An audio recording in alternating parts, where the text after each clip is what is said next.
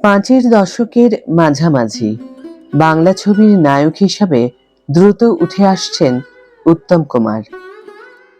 ওই সময় আমি উপহার ছবিটা করেছিলাম। ছবিতে এক তরুণ অধ্যাপকের চরিত্র ছিল, পার্শ্ব চরিত্র।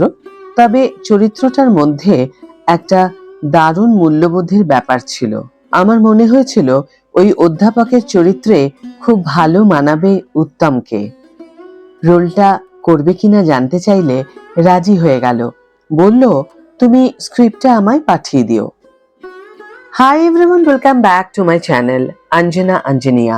বন্ধুরা, তোমাদের সকলকে আমার এই ছোট্ট ইউটিউব চ্যানেলে স্বাগত জানাই।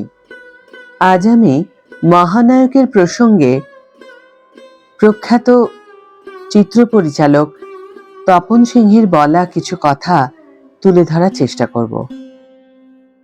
তাহলে ফিরে যাই মূল ভিডিওতে।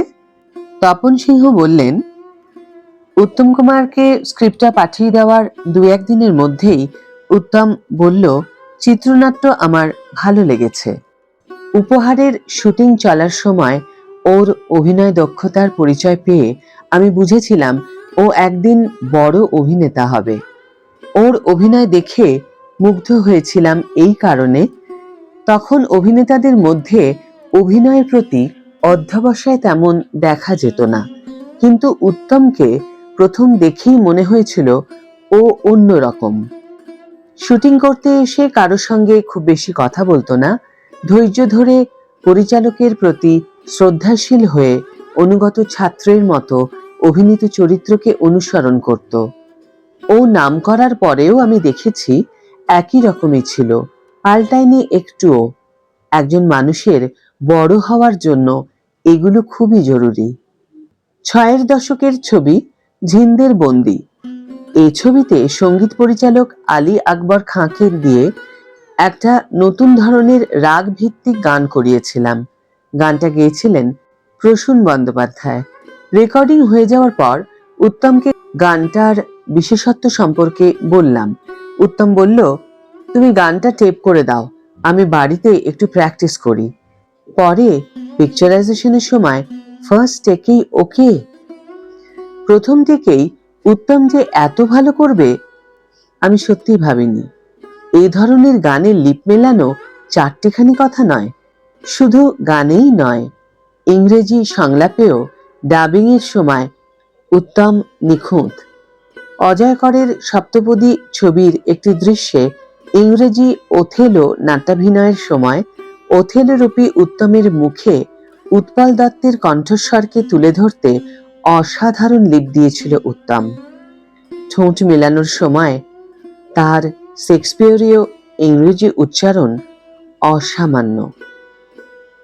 আমার একটা কথা মনে হয় যে অহিন্দ্র চৌধুরী, ছবি বিশ্বাস, দুর্গাদাস বন্দ্যোপাধ্যায়রা যারা উত্তমের পূর্বসূরি, তারা অনন্য অভিনয় প্রতিভার পরিচয় রেখেছিলেন। এদের প্রত্যেকের প্রতি শ্রদ্ধা জানিয়েই বলি, উত্তমই একমাত্র অভিনেতা যে মঞ্চ ও চলচ্চিত্রাভিনয়ের মূল তফাৎটা বুঝতে পেরেছিল প্রথম। সিনেমায় আগেকার দিনের শিল্পীদের অভিনয় ছিল স্টেজ ঘেঁষা, সেটা ভাঙতে পেরেছিল উত্তমই।